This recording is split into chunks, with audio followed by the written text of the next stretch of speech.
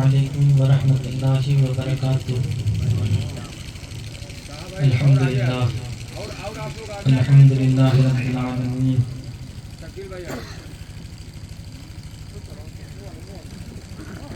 الحمدللہ نحمدہ ونستعینہ ونستغفرہ ونؤمن بہ ونتوکل علیہ ونعوذ باللہ من شرور انفسنا ومن سیئات اعمالنا، من یہدہ اللہ فلا مضل لہ ومن یضللہ فلا ہادی لہ، ونشہد ان لا الہ الا اللہ وحدہ لا شریک لہ، ونشہد ان سیدنا مولانا محمدا عبدہ ورسولہ۔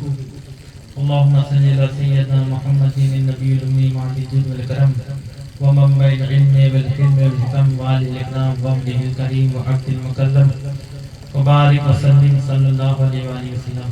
اما بعد، اعوذ باللہ من الشیطان الرجیم، بسم اللہ الرحمن الرحیم۔ یا ایتھا النفس المطمئنہ ارجعی الی ربک راضیۃ مرضیہ فادخلی فی عبادی وادخلی جنتی۔ صدق اللہ مولانا العظیم وصدق رسولہ النبی الکریم ونحن علی ذلک لمن الشاہدین والشاکرین والحمد للہ رب العالمین۔ ان اللہ ملائکتہ یصلون علی النبی یا ایھا الذین آمنوا صلوا علیہ وسلموا تسلیما۔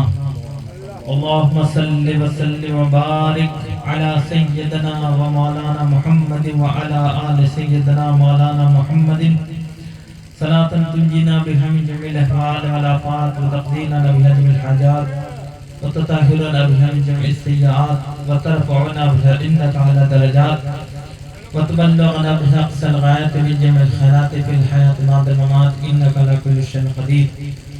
صلوا علیہ الصلوۃ والسلام علیک یا رسول اللہ صلی اللہ علیہ وسلم۔ اللہ رب العالمین کا شکر ہے، اس کا بے انتہا کرم ہے کہ جس کی توفیق سے، جس کے فضل و کرم سے آج اس کے مقدس ولی کی محفل میں ہم سب شریک ہوئے۔ اللہ تبارک تعالی ہم سب کی حاضری قبول فرمائے اور سیدنا دار شہید بابا کی جملہ فیض برکات سے، ان کے عرص میں بٹنے والی خیرات سے ہمیں مستفیض فرمائے اور ہمارے خالی دامنوں کو ان کے رحم و کرم سے، ان کے فضل و عنایت سے بھر دے۔ تھوڑی دیر کے لیے عرض گفتگو ہوا ہوں اور میں نے جو آیت پڑھی، اللہ تبارک تعالی ارشاد فرماتا ہے یا ایھا النفس المطمئنہ، اے نفس مطمئنہ۔ یہ محفل جس ولی کی ہے، اس ولی کے جو نفس ہوتے ہیں، ولیوں کے جو نفوس ہوتے ہیں، اس کو نفس مطمئنہ کہتے ہیں۔ عام لوگوں کا جو نفس ہوتا ہے اسے نفس امارہ کہتے ہیں۔ جو عام لوگوں میں سے جو ترقی کر جاتا ہے اور خاص بن جاتا ہے، اس کا نفس لوامہ ہوتا ہے، اور جو اللہ کا قرب پا لیتا ہے جو نفس، اسے نفس مطمئنہ کہتے ہیں۔ تو ولیوں کی بارگاہ میں آنے کا مقصد یہ ہوتا ہے کہ ہم اپنا تزکیہ نفس کریں۔ ولیوں کی تعلیمات، بزرگوں کے ارشادات، ان کی ایک زندگی ہمارے لیے ایک نمونہ عمل ہوتی ہے، کیونکہ جس طرح آپ بازار میں جاتے ہیں تو سبزی والے کے پاس ملتی ہے، گوشت والے کے پاس ملتا ہے، جو چیز آپ کی چاہیے اسی طرح کا آپ دکاندار کے پاس جاتے ہیں، تو اسی طرح اللہ بھی اللہ والوں کے پاس ملتا ہے۔ اللہ اللہ کہنے سے اللہ نہیں ملتا، اللہ والے ہوتے ہیں جو اللہ سے ملا دیتے ہیں۔ تو ہم ولیوں کی بارگاہ میں حاضر ہوئے ہیں تو ان سے ہمیں اللہ کے قرب کا طریقہ سیکھنا ہے کہ اللہ کو انہوں نے کیسے پایا، اللہ کو انہوں نے کیسے راضی کیا، اللہ کی معرفت انہیں کیسے حاصل ہوئی، تو جو راستہ انہوں نے اختیار کیا اسی راستے پر ہم بھی چلیں، ان کی تعلیمات پہ، ان کے ارشادات پر عمل کرنے سے ہم بھی تزکیہ نفس کی راہ پر، تزکیہ قلب کی راہ پر چلے، تاکہ ان کے صدقے ہماری بھی دنیا آخرت بن جائے، اور پورا نہ صحیح تھوڑا بہت جو جس لائق میں ہو سکے اللہ کا قرب و معرفت محبت نصیب ہو جائے۔ تو اولیاء اللہ کی بارگاہ میں آنے کے تو بہت ہمارے تو دنیاوی بے شمار مقاصد ہوتے ہیں، لیکن اصل مقصد جو ہوتا ہے وہ یہ کہ جس طرح دنیا کی ہر چیز کسی نہ کسی دکاندار کے پاس الگ الگ ملتی ہے، اسی طرح جب کوئی اللہ کی محبت چاہتا ہے، اللہ کا قرب چاہتا ہے، تو اسے اللہ والوں کے پاس آنا چاہیے، اللہ والوں سے دوستی کرنی چاہیے، ان کے مزارات پہ حاضر ہونا چاہیے۔ تو انہی کی تعلیمات کے تحت اللہ تبارک تعالیٰ نے فرمایا قد افلح من تزکا، کہ کامیاب ہو گیا وہ شخص جس نے اپنے نفس کا تزکیہ کر لیا، نفس کو پاک کر لیا۔ تو اب کامیابی اللہ کہہ رہا ہے کہ تزکیہ نفس میں ہے، دنیا کی کسی شے میں نہیں ہے۔ ہم جو سوچتے ہیں کہ بہت زیادہ دولت آ جائے تو کامیاب ہو جائیں گے، بہت زیادہ عزت ہو جائے تو کامیاب ہو جائیں گے، دنیا کے عیش و آرام مل جائے تو کامیاب ہو جائیں گے، نہیں۔ جو اپنے نفس کو پاک کر لیتا ہے اور نفس امارہ سے نکال کر نفس مطمئنہ تک لے جاتا ہے، وہ کامیاب ہو جاتا ہے، وہ کامیاب ہو گیا۔ اب جو عوام الناس کا جو نفس ہوتا ہے، یعنی عام لوگوں کا ہے جن کے نفس کا تزکیہ نہیں ہوا، تو اس کو نفس امارہ کہتے ہیں، جیسے قرآن میں فرمایا ان النفس لامارۃ بالسوء، کہ بے شک نفس بڑی شدت کے ساتھ برائی کی طرف لے جانے کا اور گناہوں کی طرف لے جانے کا حکم کرتا ہے۔ تو نفس تو برائیوں ہی کی طرف لے جاتا ہے، نفس گناہوں کی طرف ہی لے جاتا ہے، اس کو نفس امارہ کہتے ہیں۔ الا ما رحم ربی، سوائے اس پر جس نے رحم فرمائے۔ اور نفس امارہ اور نفس مطمئنہ میں بڑی گنجائش ہوتی ہے۔ نفس امارہ میں سراپا گناہ ہی گناہ ہوتا ہے، لیکن بندے کا جب دل مردہ ہو اور بندے کا نفس مردہ ہو، بندے کا ضمیر مردہ ہو، اسے حلال حرام میں تمیز نہ ہو، عبادت کا شوق نہ ہو، ذوق نہ ہو، تو اس کا نفس امارہ ہے، یعنی وہ گناہوں میں ڈوبا ہوا ہے جس کا ٹھکانہ جہنم ہے۔ لیکن نفس بزرگوں کے پاس جانے لگے، نیک صحبت میں جانے لگے، جیسے عرس کی محفل میں آئے ہیں تو دا شہید بابا کے اوپر اللہ کی رحمت جو ہر وقت برس رہی ہے، اس رحمت کی کچھ چھینٹیں اگر پڑ گئی تو اس کا مردے دل میں کچھ حرکت آ جائے، کچھ زندگی نصیب ہو جائے اس کے نفس پر، اس کی روح میں کچھ حرکت پیدا ہو گئی، اس کے مردے دل میں حرکت آ گئی اور اس کا دل گناہوں سے نفرت کرنے لگا۔ گناہوں سے جب نفرت کرنے لگا، برائیوں سے ہٹنے لگا، تو اسے نفس لوامہ کہتے ہیں، یعنی ملامت کرنے لگا، ملامت کرنے والا نفس۔ اچھا، امارہ میں تو بالکل انسان بے ہوش ہوتا ہے، اس کو ہوش ہی نہیں رہتا کہ میں غفلت میں ہوں۔ بزرگوں نے فرمایا کہ ایک شخص وہ ہے جو گناہ کرتا ہے اور اس کے بعد اس کو احساس ہو جائے کہ میں نے گناہ کیا۔ نبی کریم صلی اللہ علیہ وسلم نے فرمایا کہ جب تو گناہ کرے اور گناہ کے بعد تجھے ندامت آ جائے تو سمجھ لے کہ تو مومن ہے، کیونکہ مومن کی بات یہ ہوتی ہے کہ جب گناہ کرتا ہے تو اسے احساس گناہ بھی ہوتا ہے کہ میں نے غلطی کر دی، غلطی کر گئی۔ بزرگوں نے فرمایا، شمس الدین احمد یحییٰ منیری فرماتے ہیں اور امام غزالی نے بھی فرمایا کہ اول سے آخر تک گناہوں سے پاک و صاف رہنا یہ فرشتوں کا کام ہے، اور اول سے آخر تک گناہوں میں ڈوبے رہنا یہ شیاطین کا کام ہے۔ انسان کا کام یہ ہے کہ انسان اٹھتا ہے، کھڑا ہوتا ہے، نیکی کرتا ہے، لیکن گناہ بھی ہو جاتا ہے، پھر گناہ میں گر جاتا ہے، پھر اٹھ کے کھڑا ہو جاتا ہے۔ تو فرمائے انسان کے اندر نیکی بھی ہے، برائی بھی ہے، لیکن اس کو احساس ہونے لگے۔ اگر احساس گناہوں کا ہوتا رہے گا تو بندہ انسان سے ترقی کر کے ایک دن ملائکہ صفت ہو جائے گا، فرشتہ بن جائے گا۔ جس طرح گناہوں سے پاک ہوتے فرشتے، تو اللہ بھی اسے گناہوں سے محفوظ کر دیتا ہے۔ اور اگر دل اس کا مردہ ہوتا چلا گیا، گناہوں پہ نہیں رکا اور تکرار کرتا گیا، تو ایک دن وہ بھی شیطان بن جاتا ہے۔ ہوتا انسان ہے لیکن حقیقت میں شیطان ہو جاتا ہے۔ تو بس بات یہی سمجھانا ہے کہ نفس امارہ جب ہوتا ہے تو بالکل گناہوں میں ملوث ہوتا ہے، بالکل گناہوں میں رہتا ہے، لیکن جب اس پر اللہ اپنا فضل کر دے، ولی کی توجہ ہو جائے اس پر، یا کسی اس کو نیکی کا صلہ مل جائے، اللہ اس کے مردہ دل میں زندگی عطا کر دے، تو اس کو اپنے گناہوں کا احساس ہونے لگتا ہے۔ یعنی اللہ اگر اس کی ہدایت کا ارادہ کر دے تو اس کے نفس امارہ کو پھر لوامہ بنا دیتا ہے، کیونکہ جب ہدایت کا ارادہ جب اللہ کرتا ہے تبھی بندے کو توبہ کی توفیق نصیب ہوتی ہے۔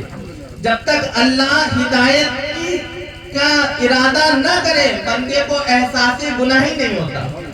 تو اس کا مطلب یہ ہے کہ امارہ والوں سے اللہ ہمیشہ ناراض ہی رہتا ہے۔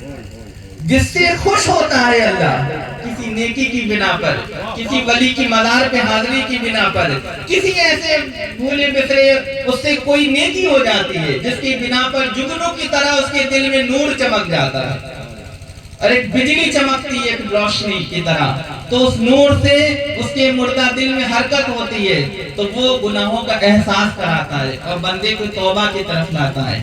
اور جب احساس گناہ ہونے لگا تو بندے کو نفس ملامت کرنے لگا، تو یہ ملامت کی وجہ سے اسے نفس لوامہ کہہ دیا گیا کہ اب امارہ سے ترقی کر گیا، لیکن برائی سے چونکہ اس کے اندر نفرت پیدا ہو گئی، اس لیے اگرچہ وہ ابھی بھی گناہ کر رہا ہوتا ہے لیکن برائی کا احساس ہوتا ہے، گناہ بھی کر رہا ہوتا ہے، ساتھ توبہ بھی کر رہا ہوتا ہے۔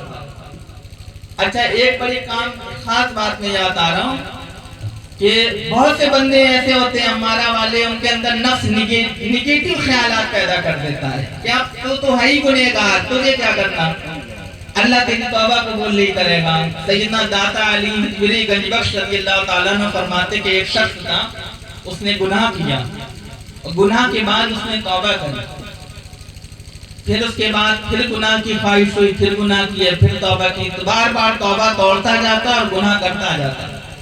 اس طرح اس نے 70 مرتبہ جب گناہ کر لیا، ایک ہی گناہ کو ریپیٹ کرتا گیا اور توبہ بار بار توڑتا گیا۔ جب 70ویں مرتبہ جب اس نے گناہ کر لیا، تب اس کے دل میں شیطان نے خیال ڈالا اور خود اس کے نفس نے خیال ڈالا کہ بندے تو 70 مرتبہ گناہ کر چکا ہے، اب توبہ مت کر، توبہ کرنے سے اب پتہ نہیں اللہ قبول کرے گا کہ نہیں۔ تو غیب سے آواز آئی، اللہ نے الہام کیا، اس کو القا کیا اور کہا میرے بندے تو کیوں مایوس ہو جاتا ہے، میں نے کب کہا ہے کہ 70 مرتبہ میں تیری توبہ قبول نہیں کروں گا، اگر تو 70 چھوڑ 70,000 بار بھی توبہ کر کے توڑ دے، اس کے بعد بھی میرے پاس آ کر مجھ سے معافی مانگے، مجھے رحم اللہ مین پائے گا، میں اس وقت کی تیرے گناہ معاف کر دوں گا۔ تو کم شان والی بات اور سمجھنے والی بات آپ کے اور ہمارے لیے یہ ہے کہ اگر گناہ سے نہیں رک سکتے تو توبہ سے بھی مت رکو، توبہ سے نہ رکو۔ اور کیا کرو، کیا پتا کس لمحے آپ کی موت آنی ہے، کیا کم سے کم یہ تو ہوگا مرنے سے پہلے توبہ نصیب ہو گئی۔ اور توبہ کا فائدہ یہ ہوتا ہے کہ جب آپ گناہ کر لی اور آپ نے توبہ کری اور سچی توبہ کر لی، توبہ کرتے وقت یہ ارادہ کامل تھا کہ اب نہیں کروں گا، تو اللہ اس حضور فرماتے ہیں ایسا تائب جو یہ ارادہ کر کے توبہ کرتا ہے کہ اب نہیں کروں گا، اللہ اسے گناہوں سے اس طرح پاک کر دیتا ہے جیسے اس نے گناہ کیا ہی نہیں تھا، گناہ کیا ہی نہیں تھا۔ تو بندے کو چاہیے کہ اگر گندگی آتی ہے تو ساتھ میں توبہ کی جھاڑو ساتھ رکھے، اگر دھول مٹی آتی ہے گناہوں کی تو فوراً جھاڑتا بھی رہے، ورنہ ایک دن گھر کھنڈر بن جائے گا اس کے دل کا۔ تو بس بات سمجھانی یہ ہے کہ جب بندے توبہ بھی لازم کر لے اپنے اوپر اور گناہوں کا احساس ہونے لگے تو نفس امارہ سے نکل کر لوامہ میں چلا جاتا ہے۔ تو لوامہ کے بعد جب بندہ ترقی کرتا ہے تو اب لوامہ میں تو گناہوں سے نفرت ہوتی ہے، گناہوں سے بچنے کی کوشش کرتا ہے، اور بتقاضۂ بشریت اگر کرتا بھی ہے گناہ تو نادم ہوتا ہے، توبہ کر لیتا ہے، یعنی کچھ قبولیت ہو جاتی ہے اس کی اللہ کی بارگاہ میں۔ پھر اس کا تیسرا نفس اور بزرگان دین نے فرمایا، سرکار غوث پاک نے 7 نفس فرمائے، ان 7 نفوس کا میں تھوڑا مختصر بیان کر دے رہا ہوں۔ تو تیسرا نفس فرمایا، اس کے بعد لوامہ کے بعد پھر تیسرا نفس ملہمہ آ جاتا ہے۔ ملہمہ یعنی الہام والا نفس، جو اس کو نیکی کا الہام کرتا ہے۔ تو ملامت میں تو گناہوں، ملامت نفس لوامہ گناہوں سے روک رہا تھا اس کو، جب اور ترقی کر جاتا ہے تو پھر اللہ اس کے نفس کو نیکی کا الہام کرنے والا بنا دیتا ہے، جو اس کو اس کے اندر عبادت کا شوق پیدا کرتا ہے، نیکی کی شوق پیدا کرتا ہے، طاعت کا شوق پیدا کرتا ہے، نماز پڑھنے کا شوق پیدا کرتا ہے، اللہ کے ذکر کا، نیکی کی نسبت، لوگوں کے لیے نفع بخشی، ان چیزوں کا شوق پیدا ہونے لگتا ہے۔ تو نفس نیکی کا الہام جب کرنے لگتا ہے تو نفس ملہمہ ہو جاتا ہے، تو یہ ایک درجہ اور بلند ہو جاتا ہے۔ اور جب ان سارے نفوس سے ہو کر گزرتا ہے تب وہ چوتھا نفس آتا ہے، نفس مطمئنہ، کہ اب گناہوں سے نفرت ہو گئی اسے، امارہ میں تو ڈوبا تھا لیکن توبہ نصیب ہوئی تو ملہمہ ہو گیا، لوامہ ہو گیا، پھر نیکی کرنے لگا، عبادت گزار بن گیا، طاعت میں آ گیا، اللہ رسول کا وفادار ہوتا چلا گیا تو ملہمہ ہو گیا۔ اور پھر جب ملہمہ ہوا تو ملہمہ میں بندہ ذاکر بھی ہوتا ہے، شاکر بھی ہوتا ہے، صابر بھی ہوتا ہے، تو اس وقت پھر اللہ اپنے اطمینان کا نور اس کے دل پر اتار دیتا ہے۔ تو اطمینان جو کیفیت ہے وہ اصل میں دل کی ہے، الا بذکر اللہ تطمئن القلوب، کہ اللہ کے ذکر کو دل سے دلوں کو اطمینان اور سکون ملتا ہے۔ ملہمہ میں اللہ کے ذکر اور نیکی کی جو اس کو الہام ہوا، القا ہوا، جس پر اس نے عمل کیا تو پھر اس پر نزول سکینہ ہوا، لیزدادوا ایمانا مع ایمانہم، تو پھر اس کا ایمان پر ایمان بڑھ گیا، یقین پہ یقین بڑھ گیا۔ جب نزول سکینہ ہوتا ہے، اطمینان جب بڑھتا ہے تو پھر بندے کا نفس ملہمہ سے مطمئنہ ہو جاتا ہے۔ اطمینان دل کی حالت ہے، لیکن یہاں پہنچ کے دل کی حالت پہ نفس آ جاتا ہے، اور نفس قلب مطمئنہ کی جگہ نفس مطمئنہ کر دیتا ہے اللہ، دل کے ساتھ نفس بھی مطمئن ہو جاتا ہے۔ اب جب نفس مطمئن ہو گیا تو اسے پھر وہ شان ہے جو الا ان اولیاء اللہ لا خوف علیہم ولا هم يحزنون، اسے کوئی خوف و غم نہیں ہوتا۔ خوف ہوگا تو بھی دل میں اطمینان نہیں ہوگا، غم ہوگا تو بھی دل میں اطمینان نہیں ہوگا، لیکن نفس مطمئنہ اللہ کا دوست ہوتا ہے، اللہ نے اس کے دل پر نزول سکینہ اتار دیا تو اب اس کا دل مطمئن ہو گیا اپنے رب کے ساتھ۔ اب دنیا کا کوئی حادثہ اور آخرت کا کوئی غم اسے غمزدہ نہیں کرتا اور خوفزدہ نہیں کرتا، اس لیے لا خوف علیہم ولا هم يحزنون کے زمرے میں شامل ہو جاتا ہے۔ اس لیے نفس مطمئنہ کو کہا جاتا ہے کہ یہ ولیوں کا نفس ہے، یہ ولیوں کا نفس ہے۔ اب ایک خاص نقطہ میں یہاں بیان کر رہا ہوں، نفس امارہ میں جو سب سے بری بات یہ ہوتی ہے کہ وہ نفس جو ہوتا ہے وہ خود بھی گمراہ ہوتا ہے اور دوسروں کو بھی گمراہ کرتا ہے۔ سب سے خراب بات یہ ہوتی ہے کہ خود بھی ڈوبا ہوا ہے، خود بھی جہنم میں ہے، دوسروں کو بھی جہنم میں لے جانے کی فکر میں رہتا ہے، دوسروں کو جو اس کی صحبت میں آئے وہ بھی گمراہ کر دے گا اس کو بھی۔ یعنی پھر 3 نفس ہوتا ہے، بالکل شیطان صفت ہوتا ہے۔ لیکن لوامہ میں بندہ اگر خود گناہ کرتا ہے لیکن اس کا اثر دوسرے کے نفسوں پر نہیں ہوتا، خود گمراہ ہوگا لیکن دوسروں کو نہیں کرتا، دوسروں کو گمراہ نہیں کرے گا۔ اور ملہمہ والا خود نیک ہوتا ہے لیکن دوسروں کو نیک نہیں بنا سکتا، لیکن مطمئنہ والا خود بھی نیک ہوتا ہے، جو اس کی صحبت میں آ جائے اسے بھی نیک بنا دیتا ہے، اسے بھی نیک بناتا ہے۔ اتنی بات آپ سمجھیں تو خاص بات یہ بتا رہا ہوں کہ امارہ میں جو میں نقطہ عرض کرنا چاہ رہا ہوں وہی امارہ کا جو نفس ہے، نفس امارہ، وہ جب بھی گناہ کرتا ہے تو وہ خود کو گناہگار سمجھتا ہی نہیں ہے، وہ یہ کہتا ہے کہ میری قسمت میں ہے، مجھے اللہ ہی نے ایسا بنایا، خود کو بھی دوشی نہیں کہتا۔ اب یہاں میں ایک قول سرکار غوث پاک کا بیان کر رہا ہوں سر الاسرار میں۔ سیدنا غوث العظم شیخ عبد القادر جیلانی رضی اللہ تعالیٰ عنہ ارشاد فرماتے ہیں کہ بندے کو چاہیے کہ ہر بری بات، ہر گناہ کی بات، ہر بدی کی بات اپنی طرف منسوب کرے، اپنی طرف منسوب کرے۔ یہ نہ کہے کہ میرے رب نے چاہا تو میں نے یہ گناہ کر لیا، استغفر اللہ، ایسا نہ کہے، بلکہ یہ کہے میرا نفس ہی ایسا ہے، میں خود ہی ایسا ہوں، میں خود ہی برا ہوں، مجھ سے یہ گناہ ظہور میں آتے ہیں۔ اور سرکار غوث پاک نے فرمایا لیکن جب کوئی نیکی کی بات اپنے اندر پائے، طاعت کی بات پائے، عبادت کی بات پائے، تو یہ نہ کہے میں نے کیا، بلکہ اسے اللہ کی طرف منسوب کرے اور کہے یہ میرا رب کا فضل ہے جو میں نے عبادت کر لی، یہ میرے رب کا کرم ہے جو مجھے نیکی کرنے کی توفیق ہو گئی، لوگوں کے ساتھ بھلائی کرنے کی توفیق ہو گئی، تہجد پڑھنے کی توفیق ہو گئی، ذکر کرنے کی توفیق ہو گئی، یہ میری اوقات نہیں، یہ میرے رب کا فضل ہے۔ اور حق بھی یہی ہے، سچائی بھی ہے۔ ایک بزرگ تھے، وہ رات بھر عبادت کرتے، رات بھر عبادت کرتے، اور جب صبح ہوتی تو روتے اور کہتے میرے مولا میری جبی اس لائق نہیں تھی کہ تجھے سجدہ کر دی، اس کے لیے مجھے معاف کر دے، میری زبان اس لائق نہیں تھی، اسی گناہ سے، اسی زبان سے غیبت کرتا ہوں، چغلی کرتا ہوں، جھوٹ بولتا ہوں، ناپاک زبان ہے مولا، اور تیرا پاک ذکر کرنے کی لائق نہیں تھی، اس کے لیے میں نے اپنی گندی زبان سے تیرا پاک کلام کا ذکر کیا، تیرا پاک نام لیا، اس کے لیے مجھے معاف کر دے۔ ہم گناہوں پہ توبہ نہیں کرتے، نفس مطمئنہ والے نیکیوں پہ توبہ کرتے ہیں۔ سوچ بدل جاتی ہے، فکر بدل جاتی ہے۔ تو بات یہ سمجھانا ہے، سرکار غوث پاک نے فرمایا کہ ہر وہ نیکی کا کام جو تمہیں توفیق نصیب ہو جائے وہ اللہ کا فضل سمجھو، اسے اللہ کی طرف منسوب کرو، اور ہر برا کام جو اسے خبردار کبھی اللہ کی طرف منسوب نہ کرنا، بلکہ یہ کہنا یہ میرے نفس نے کیا، میں نے کیا۔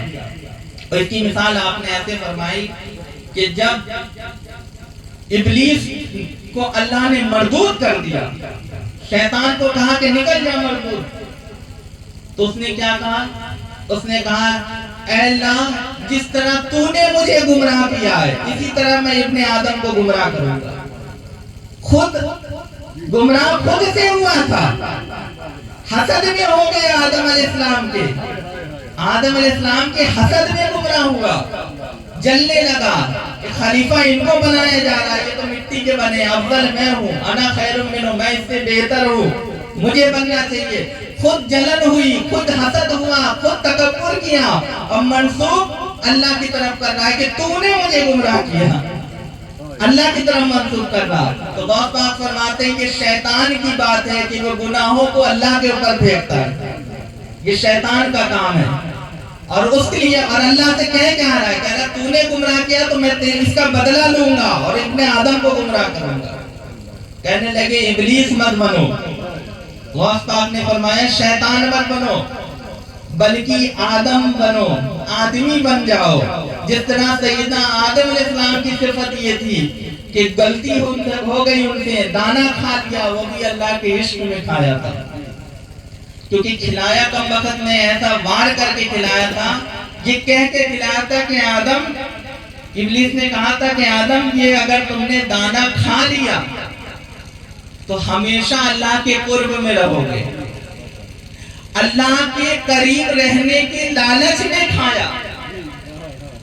اللہ نے کہا کہ ہم نے آدم کے دل میں کوئی بدی کا ارادہ پایا ہی نہیں،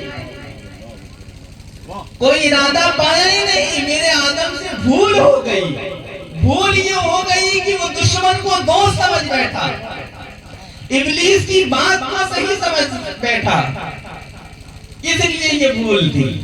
بھول کھانا مسئلہ نہیں تھا، بھول دھوکہ کھانا تھا، ابلیس نے دھوکہ دیا تھا، جھوٹ بول کے کھلا دیا۔ تو لیکن آدم علیہ السلام نے تو اللہ کی محبت ہی کھایا، اس کے قرب میں رہنے کے لیے ہی کھایا۔ تو اللہ نے خود قرآن میں کہا کہ میرے آدم سے بھول ہو گئی، اور بھول سے نہ روزہ ٹوٹتا ہے، بھول سے آپ کھا لیں تو نہ روزہ ٹوٹتا ہے نہ آپ کا ضائع ہوتا ہے، نہ کفارہ لازم ہوتا ہے، کچھ نہیں، آپ کا روزہ اسی طرح ہے۔ بھول سے کھانے پر گناہ نہیں ہوتا، تو اللہ خود گواہی دے رہا ہے کہ میرے آدم سے بھول ہو گئی، اس کے باوجود اللہ نے خود شہادت دے دی میرے آدم سے بھول ہو گئی، اس کے باوجود آدم علیہ السلام نے گناہ نہ کر کے بھی، جملہ یہ ہے قرآن میں، ربنا ظلمنا انفسنا وَإِن لَّمْ تَغْفِرْ لَنَا وَتَرْحَمْنَا لَنَكُونَنَّ مِنَ الْخَاسِرِينَ، اے ہمارے رب ہم نے اپنے اوپر ظلم کر لیا اور اگر تو نے نہ معاف کیا تو ہم برباد ہو گئے۔ تو گناہ نہ کر کے بھی خود کو ظالم سمجھ لیا، یہ انسان کی شان ہے۔ تو سرکار غوث پاک فرماتے ہیں آدم علیہ السلام کی طرح آدمی بن جاؤ اور گناہوں کو اپنی طرف منسوخ کر لو، تو آدم کی طرح اللہ تمہیں اپنا خلیفہ بنا لے گا، اللہ اپنا قرب عطا کر دے گا، اپنی معرفت عطا کر دے گا۔ شیطان کے پاس علم تھا، عبادت تھی، لیکن معرفت نہیں تھی، اللہ کا قرب نہیں تھا، اللہ کی محبت نہیں تھی۔ ایک نقطہ اور یاد آ گیا یہاں سے سمجھ لیں کہ عبادت کے لیے اگر اللہ تعالیٰ چاہتا تو انسان کو پیدا ہی نہیں کرتا، عبادت کے لیے تو فرشتے ہی کافی تھے۔ پھر اور فرشتوں نے بھی یہی کہا یا اللہ تو بلا وجہ انسان پیدا کر رہا ہے، ایک نئی مخلوق بنا رہا ہے، جبکہ تیری تسبیح اور پاکی تو ہم بیان کرتے ہی ہیں۔ اور پھر ابلیس بھی اتنا علم والا تھا، اتنا عبادت گزار تھا، تو اللہ نے انسان کو پیدا کیوں کیا؟ اللہ نے انسان کو اپنی معرفت کے لیے پیدا کیا۔ جو چیز شیطان کے پاس نہیں تھی وہ شان اللہ نے آدم کو عطا کری۔ اب کیسے؟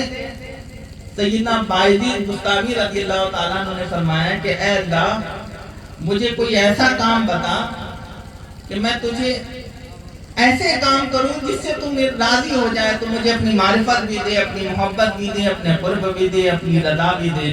تو اللہ نے فرمایا اے باعزید اگر ایسا چاہتا تو میرے پاس وہ چیز بھیج جو میرے خزانے میں نہ ہو۔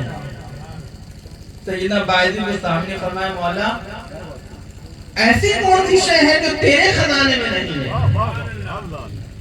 سیدنا باعزید بستامی نے جب یہ فرمایا تو اللہ تعالیٰ نے ارشاد فرمایا باعزید میرے خزانے میں ندامت کی آنسو نہیں ہے، میرے خزانے میں تواضع عاجزی نہیں ہے، انکساری نہیں ہے، میرے خزانے میں آنسو نہیں ہے، رونا دھونا نہیں ہے، میری خشیت میری محبت میں رونے والے آنسو نہیں ہے۔ میرے بندوں سے کہو جو میری محبت میں اور میری خشیت میں رونے والے آنسو مجھے بھیجے گا، اور ندامت والے اور شرمندگی کے آنسو اور رونا دھونا مجھے بھیجے گا، اور عجز و انکساری اور تواضع میرے پاس بھیجے گا، تو میں اسے اپنی معرفت عطا کروں گا، اپنا قرب عطا کروں گا، اپنی محبت عطا کروں گا، اور اسے اپنا دیدار عطا کروں گا۔ تو اب یہ جو بات اللہ تعالیٰ نے ارشاد فرمائی باعزید بستامی سے الہام میں، یہ باتیں آپ نوٹس کریے ابلیس کے پاس نہیں تھی۔ ابلیس کے پاس علم تھا، عبادت تھی، تقوی تھا، آنسو نہیں تھے۔ ابلیس کے پاس آنسو نہیں تھے، رونا دھونا نہیں تھا، اس کے پاس تو تکبر تھا، تواضع کہاں تھی، اس کے پاس تو گھمنڈ تھا، عاجزی نہیں تھی، انکساری نہیں تھی۔ تو بات سمجھنے والی ہے دور سے پڑھنے الصلاۃ والسلام علیہ رسول اللہ وعلی آلہ وصحبہ اللہ۔ تو انسان اللہ نے اس لیے پیدا کیے کہ وہ روئے دھوئے عاجزی اختیار کرے، تب اللہ نے فرمایا میں اسے اپنا خلیفہ بناؤں گا۔ علم والوں کو میں نہیں خلیفہ بناتا، عبادت کرنے والوں کو نہیں بناتا، تقوی والوں کو نہیں بناتا، میں بناتا ہوں رونے دینے والوں کو۔ آدم کو میں نے اسی لیے پکڑ کر لی تاکہ آدم دنیا میں جائے اور 300 سال تک روئے، میری محبت میں آدم روتے رہے، اور اتنا روتے تھے کہ دریا پانی پیتے تھے اور چرند پرند کہتے تھے بہت میٹھا پانی ہے۔ اتنا روتے تھے، ہر وقت روتے ہی رہتے تھے. اللہ نے انسان آدم کو کہا میرا خلیفہ ہے، تو خلیفہ بنا ہی اس لیے کہ اللہ کو رونا پسند ہے، اللہ کو عاجزی پسند ہے. آدم علیہ السلام کے پاس عاجزی بھی تھی، تواضع بھی تھی، انکساری بھی تھی. بندگی اسی کا نام ہے کیونکہ آدم بندے بن گئے تھے. اور مقام عبدیت سے بڑا کوئی رتبہ نہیں ہوتا، مقام عبدیت پر تھے. تو جو اللہ کا بندہ ہوتا ہے پھر اللہ بھی اس کا ایسا رب ہوتا ہے کہ کل کائنات کا مالک و مختار اسے بنا دیتا ہے. اب یہاں ایک اور نقطہ سمجھ لے، اسی سے تحت سرکار غوث پاک نے جو فرمایا، اب قرآن سے میں بیان کر دے رہا ہوں. سیدنا خواجہ خضر علیہ السلام سے جب ملاقات کے لیے سیدنا موسیٰ علیہ السلام جب گئے، تشریف لے گئے، تو واقعہ تو بہت طویل ہے، واقعہ نہیں، صرف میں یہ بات سمجھانا چاہ رہا ہوں کہ اولیاء کا طریقہ کیا ہے. نفس امارہ والے گناہوں کو اللہ کی طرف منسوب کرتے ہیں شیطان کی طرح، اور نیکی کو نیکی کرتے ہیں تو کہتے ہیں میں نے خود کری، اس پر بڑا فخر ہوتا ہے، عجب کرتے ہیں میں نے اتنی عبادت کری. نہیں، جو نفس مطمئنہ والے یہ کرتے ہیں، گناہ کرتے ہیں تو خود کی طرف منسوب کرتے ہیں میری ذات ہی گنہگار ہے، اور جب عبادت کرتے ہیں تو کہتے ہیں ھذا من فضل ربی، یہ میرے رب کا فضل ہے، یہ میرے رب کا کرم ہے جو مجھے عبادت کرنے کی توفیق نصیب ہوئی. نفس مطمئنہ والے. اب اس کو میں قرآن سے بتا رہا ہوں، یہ چھوٹی معمولی بات سننے میں لگ رہی ہے لیکن ہے نہیں. یہ ایسی بات ہے جس کا ذکر اللہ نے قرآن میں خضر اسلام کی صفت کے بیان میں فرمایا ہے. اب خواجہ خضر اسلام نے جب کشتی توڑی، واقعہ ہے نا کہ آپ نے کشتی توڑ دی تھی، پہلا واقعہ. جب اس کا خلاصہ جب کرنے لگے، موسیٰ علیہ السلام نے پوچھا آپ نے یہ تین کام جو کیے تھے یہ کیوں کیے؟ تو آپ نے خلاصہ کہ میں نے کشتی توڑ دی. دوسرا خلاصہ یہ تھا کہ آپ نے فرمایا کہ ایک بچے کو مارا اس لیے کہ وہ بڑا ہوتا تو اس کے والدین کو کہیں بھی ایمان چلا جاتا، تو اس کے نعمت بدل کی دعا کری کہ اس کی جگہ اللہ اسے نیک اولاد عطا کرے. تیسرا کام یہ کیا کہ آپ نے دیوار کھڑی کر دی یتیموں کے لیے، یہ خلاصہ کیا. تو اس کا ذکر جب قرآن میں آیا تو پہلا جب آپ خضر السلام نے جب ذکر کیا کہ میں نے کشتی توڑی، تو اس میں توڑنے کا کام تھا، عیب کا کام تھا. تو قرآن کے الفاظ ہے، سیدنا خواجہ خضر السلام فرماتے ہیں فَأَرَدْتُ أَنْ أَعِيبَهَا، میں نے چاہا کہ اسے عیب دار کر دوں. آدم علیہ السلام نے، وہ سیدنا خواجہ خضر السلام نے عیب کی بات کی تو کہا میں نے چاہا، فَأَرَدْتُ أَنْ أَعِيبَهَا، میں نے چاہا میں اسے عیب دار توڑ دوں، عیب دار کر دوں. کیونکہ توڑنے والی چیز تھی، کمی کی بات تھی، دیکھنے میں برائی بات معلوم ہو رہی تھی، تو اپنی طرف منسوخ کر لی. کہا میں نے چاہا کہ اسے عیب دار کر دو. پھر جب بچے کو مار دیا اور اس کا نعمت بدل یعنی نیک اولاد کی دعا کر دی، تو اس میں ایک بات اچھی ہے اور ایک بات بری ہے. مارنا، بچے کا قتل کرنا یہ برا ہے، لیکن نعمت بدل، اس سے بدلے اچھی نیک اولاد عطا کرنا یہ نیکی کا کام ہے. تو وہاں کیا فرمایا فَأَرَادَنَا، اور ہم نے ارادہ کیا. وہاں خضر علیہ السلام نے خود کو اور اللہ کو شامل کر لیا. وہاں فرمایا فَأَرَدْتُ أَنْ أَعِيبَهَا، میں نے چاہا کہ میں توڑ دوں. لیکن یہاں سورہ کہف میں فرماتے ہیں کہ فَأَرَادْنَا، ہم نے چاہا یعنی میں نے اور میرے رب نے چاہا. میں نے چاہا میں قتل کر دوں، میرے رب نے چاہا نعمت بدل عطا کر دوں. نیکی کو اللہ کی طرف منسوخ کر دیا نعمت بدل، اور بچے کا ماننا اپنی ذات کی طرف منسوخ کر دیا. میں بتا رہا ہوں نفس مطمئنہ والوں کی شان کیا ہوتا ہے. پھر فرمایا تیسری جگہ جب دیوار تعمیر کری یتیم بچوں کی کہ جب تک یہ یتیم بچے بڑے ہوں گے تب ان کو ان کا خزانہ مل جائے. تو ابھی اگر دیوار گر جاتی ہے تو گاؤں والے لے لیں گے. تو آپ نے دیوار کھڑی کر دی، تو اس میں جو ہے نیکی کا کام تھا، اس میں نیکی تھی، اس میں برائی کوئی تھا ہی نہیں، بلکہ احسان تھا اور نیکی تھی. یتیم بچوں کے لیے بھی کہ دیوار آپ نے کھڑی کر دی اور اس کی اجرت بھی نہیں لی، صرف نیکی اور احسان کر دیا. تو وہاں کیا فرمایا فَأَرَادَ رَبُّكَ، آپ کے رب نے چاہا کہ ان بچوں کی دیوار تعمیر کر دی جائے.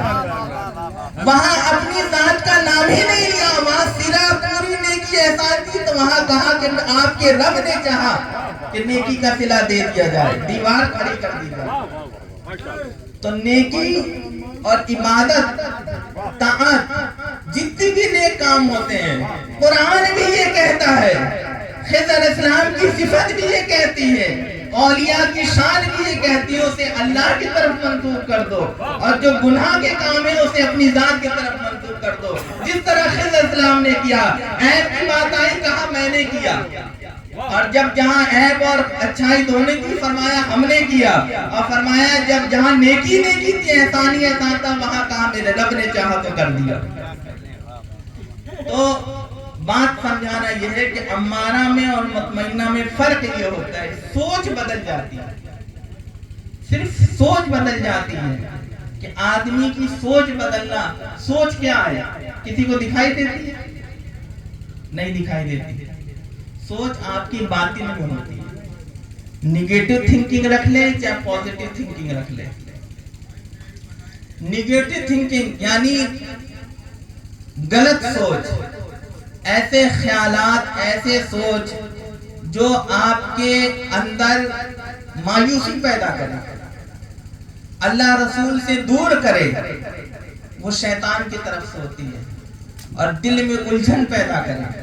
میں ایک پہچان بتا دے رہا ہوں، آپ سوچیں نا کہ آخر وہ بات جو آپ کے دل میں الجھن پیدا کرے، آپ کے اندر سوچ، غلط سوچ پیدا کرے، اللہ رسول پہ یقین کم کرے، وہ سب شیطان کا جھانسا ہے۔ اور ہر وہ بات جو آپ کے دل میں سکون لائے، خوشی لائے، یقین کی طاقت کو بڑھا دے، اللہ رسول پہ یقین بڑھ جائے، وہ اللہ کا فضل ہوتا ہے، پوزیٹیو سے جسے کہتے ہیں۔ تو امارہ جو ہے وہ نیگیٹو تھنکنگ کی طرف لے جاتا ہے، بری ہے، ہمیشہ غلط کی طرف لے جاتا ہے، مطمئنہ اطمینان کی طرف لے جاتا ہے، ایسی پوزیٹیو سوچ پیدا کر دیتا ہے جس سے اللہ راضی ہوتا ہے۔ تو اتنی بات آپ سمجھ چکے، تو اب اللہ فرماتا ہے یا ایھا النفس المطمئنہ۔ اب جو مطمئنہ کے مقام پر آ گئے ان کو اللہ کہہ رہا ہے کہ اے مطمئنہ۔ امارہ تھا تو اللہ کے خطاب کے لائق ہی نہیں تھا، اللہ نے بلایا ہی نہیں۔ لوامہ تھا تو اس سے بھی اللہ نے کہا ابھی اور کوشش کر۔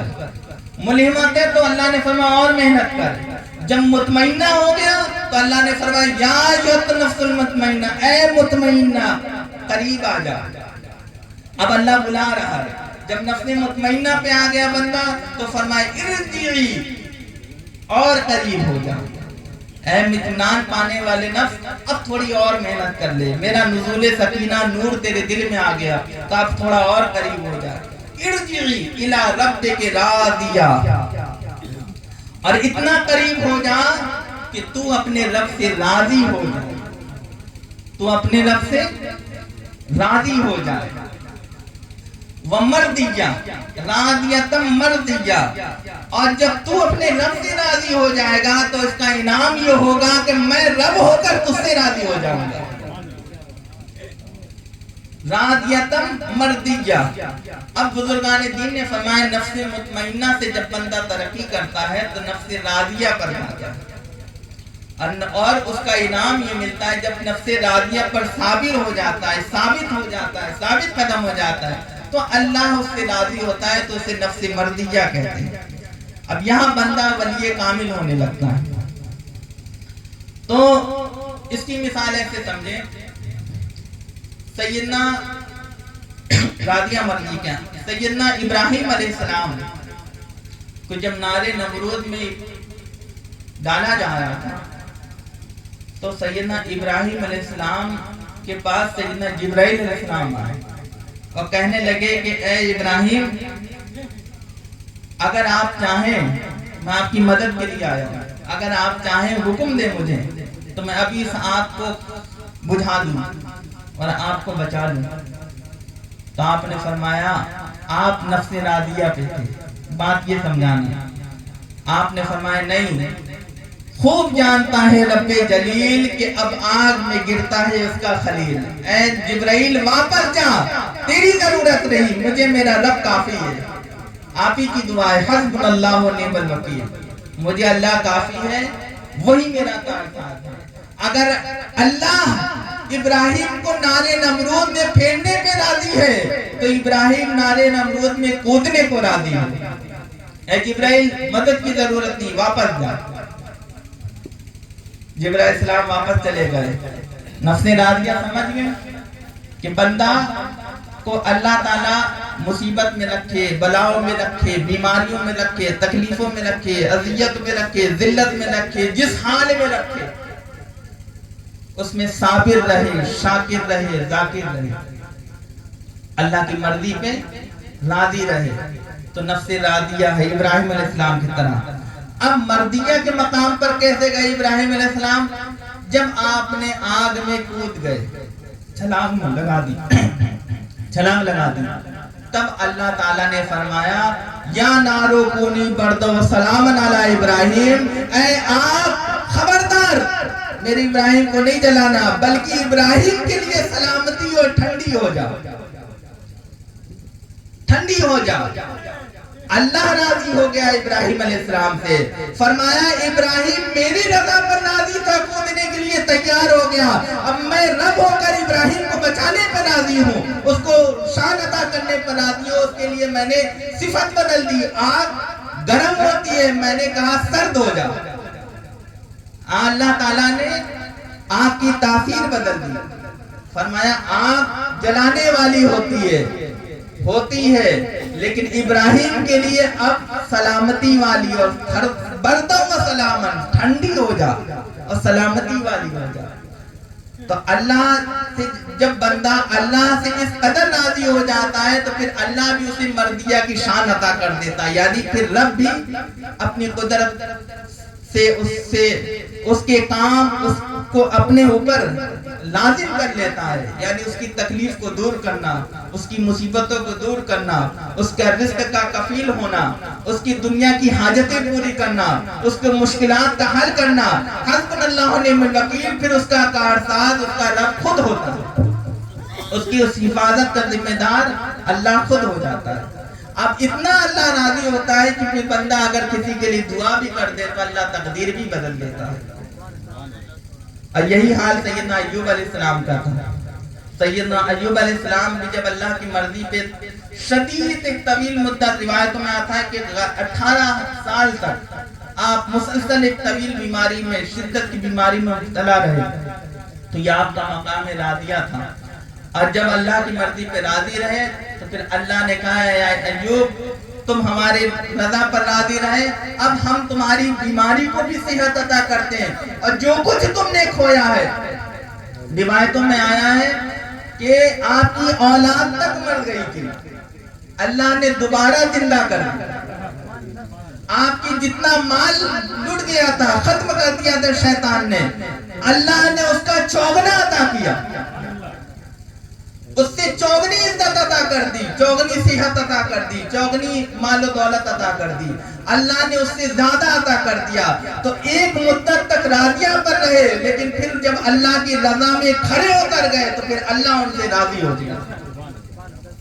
اسی طرح سیدنا یوسف علیہ السلام، یہ نبیوں کے حالات اس لیے بتا رہا ہوں کہ انہی سے آپ دیکھ لیں ان کی جو زندگی ہے، امارہ، لوامہ، ملیمہ، مطمئنہ، راضیہ، مرضیہ.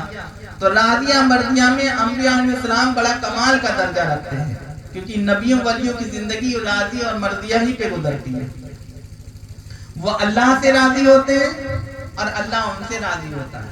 ہم کہتے ہیں نا بزرگوں کے نام کے ساتھ رضی اللہ عنہ، کہ اللہ ان سے راضی رہے. یعنی یہ دعا کرتے ہیں کہ اللہ انہیں مقام مرضیہ پر ہمیشہ قائم رکھے، کہ اللہ ان سے ہمیشہ راضی رہے. تو سیدنا یوسف علیہ السلام کی شان دیکھ لیجئے. ایک طویل مدت تک آپ مصر کے بازار میں، روایت میں ہے کہ 10 سال تک مصر کے بازار میں غلام رہے. اللہ نے بچپن میں خواب دکھایا تھا کہ 11 ستارے آ کر آپ کے، سب قرآن کے واقعات سورہ یوسف میں 11 ستارے اور چاند سورج نے آپ کا آ کر سجدہ کیا. آپ نے جب اپنے والد سیدنا یعقوب علیہ السلام کو بتایا تو آپ نے فرمایا خبردار خواب ذکر نہ کرنا، تمہارے بھائی جلنے لگیں گے. 11 ستاروں سے مراد تمہارے بھائی ہیں. چاند سے مراد تعبیر بتا رہا ہوں. سیدنا یعقوب علیہ السلام نے فرمایا کہ چاند سے مراد تمہیں بادشاہت عطا کی جائے گی مصر کی، اور سورج سے مراد تمہیں اللہ نے نبوت کے لیے چن لیا. تمہیں نبوت بھی عطا ہوگی، بادشاہت بھی عطا ہوگی. اور جو 11 ستارے سجدہ کرتے دیکھ رہے ہو، اس کا مطلب یہ ہے کہ تمہارے بھائی تمہیں سجدہ کریں گے. ایک وقت آئے گا تو یہ اللہ کی رضا حاصل ہوگی، یہ انعام بتا دیا گیا. لیکن مقام مرضیت تک پہنچنے کے لیے مقام راضیہ پر ساری زندگی جھیلنا پڑا. بہت طویل مدت، کہتے 40 سال کے بعد سیدنا یوسف علیہ السلام مصر کے بادشاہ بھی ہوئے، نبی بھی بنائے گئے. اور وہ وقت آیا کہ سارے بھائیوں نے آپ کو سجدہ کیا. اس سے پہلے آپ نے کتنی تکلیفیں اٹھائی؟ 10 سال تک غلام بنے رہے، جیل بھی گئے، الزام بھی لگے، تکلیف پہ تکلیف سہی. تو کیوں سہی؟ اللہ کی مرضی پہ جب راضی رہے، اللہ نے ذلیل کیا، جیل میں ڈالا، تکلیفیں دی، غلام بنایا. جب سب اللہ کی محبت میں جب غلام رہے تو اللہ نے اپنی محبت میں بادشاہ بنا دیا. اسیر سے بادشاہ بنا دیا، قیدی سے لیکن بادشاہ کر دیا. تو بات یہ سمجھنے والی ہے کہ بندے کا ایک وقت ہوتا ہے اللہ کو راضی کرنے کا. سب کی زندگی، آپ نبی کریم صلی اللہ علیہ وسلم کی ابتدائی زندگی دیکھ لیں. ایک وقت آپ صلی اللہ علیہ وسلم بہت تکلیفوں میں رہے، لیکن جب اللہ نے چاہا تو آپ کو پورا شہر مکہ آپ کے خلاف، کوئی ایسا شخص نہیں تھا جو آپ کو برا نہ کہتا ہو، تانا نہ دیتا ہو، گالی نہ دیتا ہو. گالی کھانا بھی سنت ہے، گالی دینا سنت نہیں ہے، لیکن گالی کھانا سنت ہے. تانے سننا سنت ہے، الزام و تہمت سننا سنت ہے. یہ نبی کریم صلی اللہ علیہ وسلم کا اتنا ظرف وسیع تھا کہ پورا شہر مکہ جس کا خلاف ہو جائے، سوچو اس کی کیا حالت ہوگی. یعنی سارے دشمن.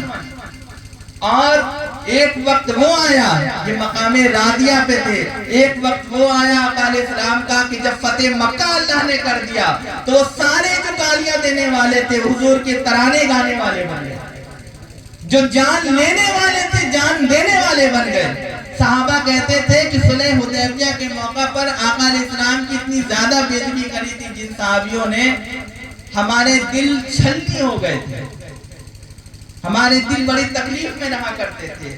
لیکن جب فتح مکہ کے بعد وہی صحابہ جب حضور نے حج کے لیے اپنے بال مبارک، منہ مبارک اتروائے تو کہتے وہی صحابہ جو یعنی اب صحابی بن گئے تھے ایمان لانے کے بعد، وہ پہلے کفار تھے، صلح حدیبیہ میں اتنی بے ادبی کر رہے تھے کہ ہمارے دل تب سے زخمی تھے.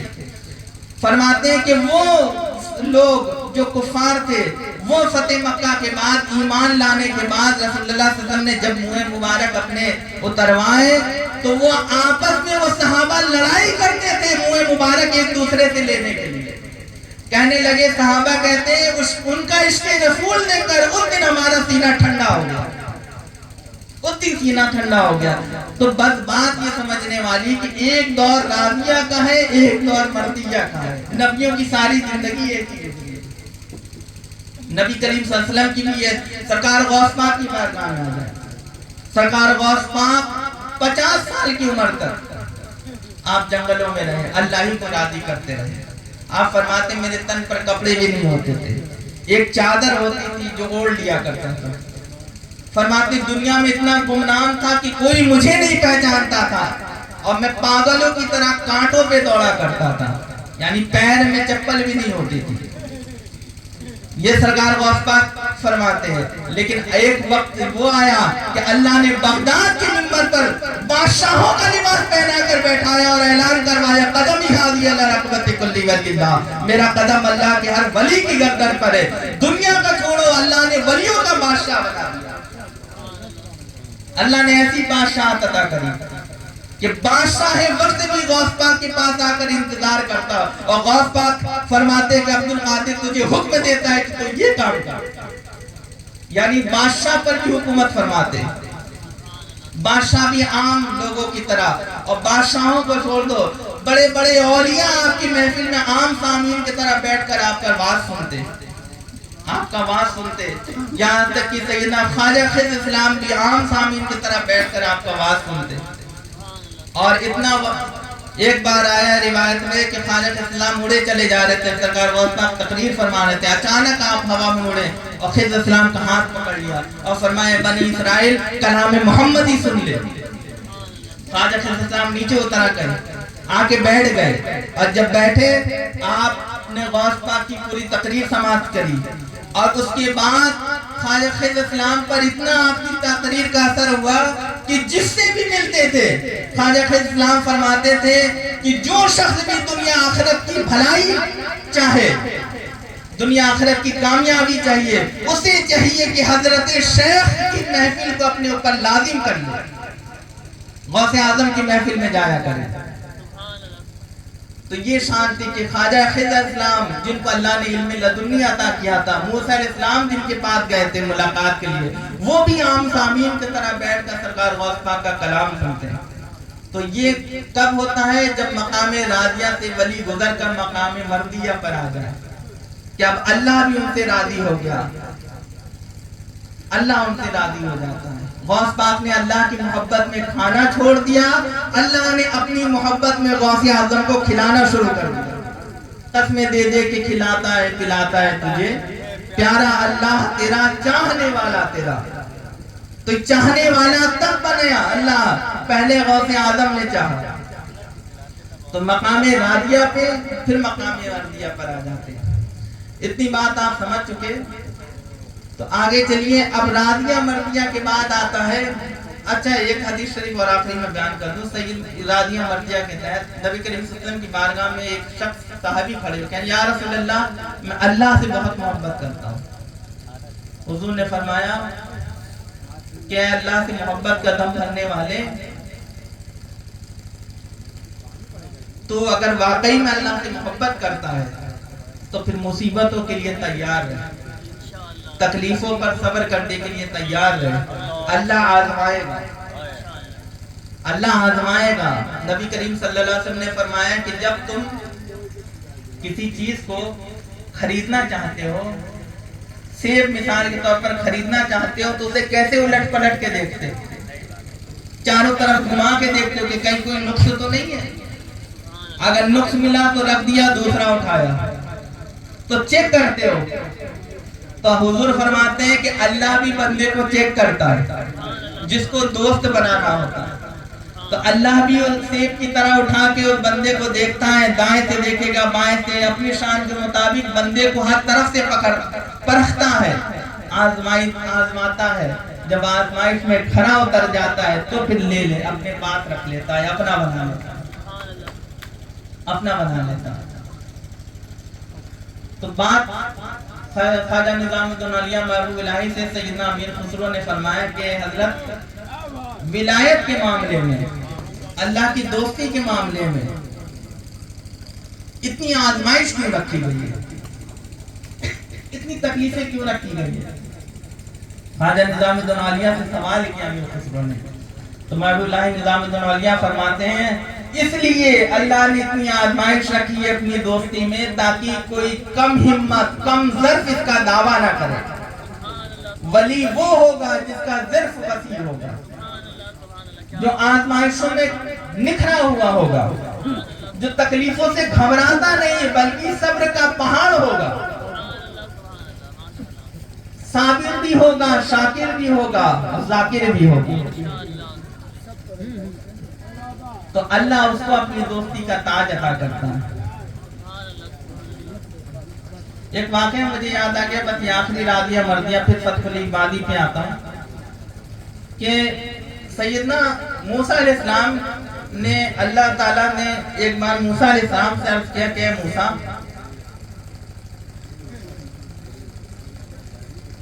نہیں، سیدنا موسیٰ علیہ السلام کا واقعہ اس طرح کہ آپ موسیٰ علیہ السلام جا رہے تھے ایک بار راستے سے، تو ایک گھر سے ایک عورت نکلی، اس نے کہا اے موسیٰ، سیدنا علیہ السلام، سیدنا موسیٰ علیہ السلام آپ میرے لیے دعا کر دیجئے، مجھے اولاد نہیں ہے، آپ میرے لیے اولاد کے لیے دعا کر دیجئے۔ سیدنا موسیٰ علیہ السلام نے کہا ٹھیک ہے، میں ابھی تو کوہ طور پر جا رہا ہوں، اللہ سے ہم کلام ہوں گا، تیرے لیے اولاد کی سفارش کر دوں گا۔ سیدنا موسیٰ علیہ السلام اللہ کی بارگاہ میں گئے اور فرمایا اے اللہ، فلاں عورت ہے وہ اولاد سے محروم ہے، تو اسے وہ اولاد عطا کر دے۔ تو اللہ تعالیٰ نے کہا ہے کہ اے موسیٰ جا اس سے کہہ دے کہ اس کی قسمت میں نے اولاد نہیں رکھی، اس کی قسمت میں اولاد نہیں ہے، میں نے اس کی تقدیر ہی لکھ دی ہے کہ وہ بے اولاد رہے۔ جب سیدنا موسیٰ علیہ السلام آئے، آپ نے، وہ دونوں میاں بیوی تھے، آپ نے فرما دیا، اللہ کا فرمان سنا دیا کہ دیکھ اللہ نے اس سے میں نے کہا تھا، لیکن اللہ نے کہا تیری قسمت میں کوئی اولاد نہیں، کوئی بات نہیں۔ موسیٰ علیہ السلام چلے گئے۔ کچھ مدت کے بعد ایک اللہ والے فقیر تھے، موسیٰ علیہ السلام کے دور کے ولی تھے مجذوب، وہ آئے اسی عورت کے گھر۔ اور جب وہ عورت کے گھر آئے تو انہوں نے کہا کہ کچھ کھانے کو دے دو اگر مل جائے۔ تو انہوں نے کہا بابا بالکل ہم کھانے کو آپ کو دیں گے، آپ ہمارے لیے بس دعا کر دیجئے کہ اللہ ہمیں اولاد عطا کر دے۔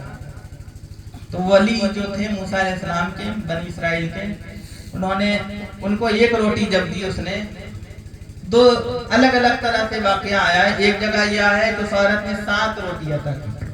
جب 7 روٹی دی تو ہر روٹی پر اس ولی کی زبان سے یہ نکلا کہ کیا میں نے تجھے 1 اولاد دی، دوسری روٹی دی تو کہا جا 2 اولاد دی، تیسری دی تو کہا 3 اولاد دی، 7 روٹی دی تو کہا 7 اولاد دی۔ اور ایک میں آیا ہے کہ اس نے بس کھانا کھلایا اور آپ نے، انہوں نے یہ فرمایا جا میں نے تجھے 1 اولاد دی، 2 دی، 3 دی، 4 دی، 5 دی، 6 دی، 7 عطا کر دی۔ تو خیر جو انہوں ولی نے جو دعا کر دی تو کچھ مدت بعد، کچھ سالوں بعد سمجھ لیجئے، اس گھر بچے کھیلنے لگے۔ سیدنا موسیٰ علیہ السلام کا اتفاق سے اسی جگہ سے پھر گزر ہوا تو دیکھا کہ وہاں بچے کھیل رہے ہیں۔ تو سیدنا موسیٰ علیہ السلام کو بڑی حیرت ہوئی کہ اس گھر میں تو بچے تھے نہیں، یہاں بچے کہاں سے آ گئے؟ تو وہی عورت اور میاں بیوی دونوں مل گئے اتفاق سے۔ آپ نے پوچھا کہ بتاؤ یہ بچے کس کے ہیں؟ تو انہوں نے کہا ارے حضرت ہم آپ کو ہی ڈھونڈ رہے تھے، آپ نے تو کہا تھا کہ اللہ نے ہماری قسمت میں اولاد نہیں رکھی اور ہمیں تو اللہ نے 7 اولاد عطا کر رکھی۔ سیدنا موسیٰ علیہ السلام بھی حیرت میں، آپ نے فرمایا اللہ نے تو مجھ سے یہی کہا تھا۔ آپ گئے اللہ کی بارگاہ میں کوہ طور پر اور کہا اے اللہ یہ ماجرا سمجھ میں نہیں آیا، تو نے تو مجھ سے کہا تھا کہ ان کی قسمت میں اولاد نہیں ہے اور وہاں تم 7 اولادیں تو نے عطا کر رکھی ہیں۔ اللہ نے فرمایا موسیٰ اس کا جواب میں بعد میں دوں گا، پہلے ایک پلیٹ لو اور ایک چاقو لو اور جا کے میرے کسی بھی بندے سے کہو کہ اپنے جسم کی ایک بوٹی عطا کر دے مجھے، اللہ نے مانگی ایک بوٹی اپنی کاٹ کی جسم کی مجھے دے دے، اللہ نے مانگی ہے۔ کوئی بھی بندہ دے سکتا ہے، کسی کی قید نہیں۔ جاؤ کہہ دو اللہ نے اعلان کیا اللہ کو چاہیے، ضرورت ہے اللہ کی، اللہ ضرورت سے پاک، لیکن اللہ نے کہا کہ جاؤ اللہ کو چاہیے، اللہ نے مانگی ہے۔ اب جو مجھ سے محبت کرتا ہوگا وہ دے گا۔ سیدنا موسیٰ علیہ السلام کو سمجھ نہیں آئی، لیکن پھر بھی آپ نے کشت لی، پلیٹ لی اور چاقو لیا۔ صبح سے شام تک اب جسم کی بوٹی کون دے؟ صبح سے شام تک ہو گئی۔ اسی لیے خواجہ سدی سختی نے فرمایا کہ اگر کوئی تم سے کہے کہ تم اللہ سے محبت کرتے ہو تو خبردار جواب نہیں دینا، خاموش ہو جانا۔ اگر ہاں کر دیا تو کھڑے نہیں اتر پاؤ گے، اللہ کی محبت کی آزمائش میں کھڑے نہیں اتر پاؤ گے، اور نہ کر دیا تو کافر ہو جاؤ گے۔ آپ نے فرمایا خاموش رہنا، اس کا جواب ہی خاموشی ہے۔ تو سیدنا موسیٰ علیہ السلام صبح سے شام تک آپ وہ دشت لے کر پھرتے رہے، لیکن کہیں کون بوٹی دینے والا ہے؟ جس سے مانگتے ہو کہتا دماغ ٹھیک ہے، بتاؤ بوٹی کون دے گا اپنے جسم کی؟ جب شام ہو گئی، سورج بھی ڈوب گیا، واپس کوہ طور پر جانے لگے تو رستے میں وہی فقیر اللہ کے ولی مل گئے۔ انہوں نے کہا اے اللہ کے نبی کہاں تشریف لے جا رہے ہیں؟ کہا کوہ طور پر جا رہا ہوں۔ فرمایا آپ کے ہاتھ میں کیا ہے؟ موسیٰ علیہ السلام نے فرمایا، پورا قصہ بتایا کہ ایسے ایسی بات ہے، اللہ نے ایک بوٹی مانگی ہے جسم کی، کوئی دینے کو تیار نہیں۔ کھڑے ہو گئے، کہنے لگے اللہ نے مانگی ہے، میرے پاس آئیے۔ کہنے لگی کہاں کی مانگی ہے؟ سبحان اللہ، کہنے کہاں کی مانگی ہے؟ کہا موسیٰ علیہ السلام نے فرمایا یہ تو بتایا ہی نہیں کہاں کی مانگی ہے۔ انہوں نے کہا اچھا کوئی بات نہیں. آپ نے ہاتھ کی کاٹ کی بوٹی رکھ دی, پیر کی کاٹ کی, اپنے جسم کے ہر اعضاء کی بوٹی کاٹ کی پورا تشت بھر دیا, پورا تشت بھر دیا. موسیٰ علیہ السلام وہ تشت لے کر گئے اللہ کی بارگاہ میں. اللہ نے فرمایا موسیٰ میرا ایسا کون بندہ ہے جو پورا تشت بھر دیا میری محبت میں اپنے جسم کی بوٹی دے کر. تو سیدنا موسیٰ علیہ السلام نے فرمایا یا اللہ تیرا فلاں عاشق تھا, اسے یہ بھی نہیں پتا تھا کہ تو نے کہاں کی مانگی, اس لیے اس نے اپنے جسم کے ہر الگ الگ حصے کی کاٹ کی بوٹی بھر دی. اللہ نے کہا ہے موسیٰ بوٹی تم بھی تو دے سکتے تھے, تم بھی تو میرے بندے تھے, تم نے کیوں نہیں تشت بھرا. تب اللہ نے فرمایا کہ موسیٰ وہ میرا ایسا عاشق ہے, میرا ایسا ولی ہے, ایسا میرا محبوب بندہ ہے کہ جو میرے نام پر اپنے جسم کی بوٹی بوٹی قربان کرنے کو تیار ہے, کیا میں اس کی دعا پر 7 اولاد نہیں عطا نہ کروں. 7 اولاد. سبحان اللہ سبحان اللہ. نعرہ تکبیر, نعرہ رسالت, بزم غوث الورا, شان اولیاء اللہ. واہ واہ واہ. تو بات سمجھنے والی یہ ہے کہ اللہ کے لیے جو کوئی اتنا فنا ہوتا ہے, پھر اللہ بھی لوح محفوظ کی تقدیر تک بدلنے کے لیے تیار رہتا ہے. میرا بندہ لب ہلائے تقدیر بدل دوں گا. جب بندہ میرے لیے سب کچھ قربان کرنے کو تیار ہے تو پھر اللہ بھی سب کچھ بدلنے کو تیار ہو جاتا ہے. اگر جہنمی کو بھی کہہ دے کہ جنتی ہو جا تو اللہ کہتا ہے یہ جنت میں جائے گا. کیوں؟ کیونکہ جب مقام راضیہ میں جس کمال کا بندہ ہوتا ہے پھر مقام مردیہ بھی اللہ اسی کمال کو اس کو رضا اپنی عطا کرتا ہے. اب آپ سمجھ گئے راضیہ مردیہ کی شان. اب آگے چلیے, اللہ نے فرمایا اس حال میں آ جا کہ تو مجھ سے راضی ہو جائے میں تجھ سے راضی ہو جاؤں, تو میرا ہو جا میں تیرا ہو جاؤں, تو میری سن میں تیری سنوں, تو میرا ہو جائے اور میں تیرا ہو جاؤں. جب یہ مقام عطا ہو جائے تو فادخلی فی عبادی,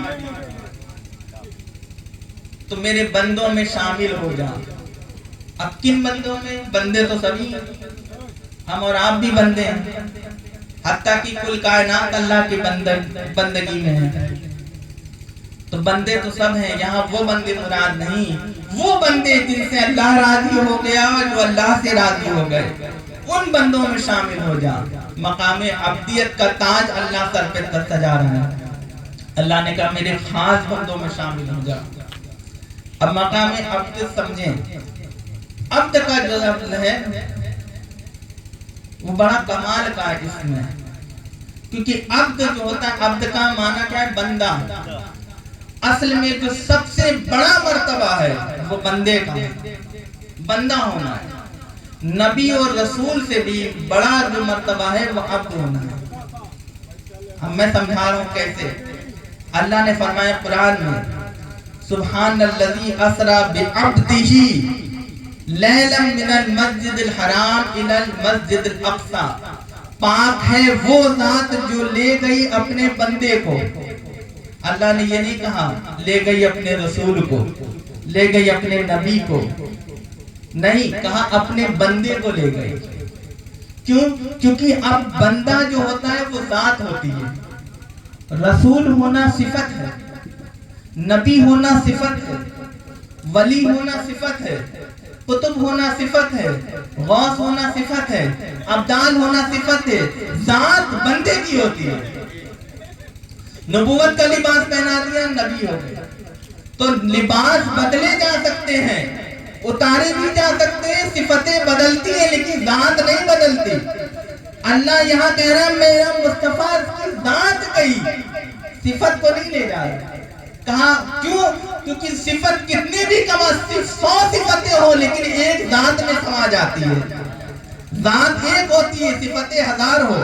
جیسے آقا علیہ السلام کی ذات ایک ہے لیکن صفت نبی بھی ہے, صفت رسول بھی ہے, صفت ولی بھی ہے, صفت کریم بھی ہے, صفت علی بھی ہے, رحیم بھی ہے. بے شمار اقسام آقا علیہ السلام کی بے شمار صفات حسنہ ہیں.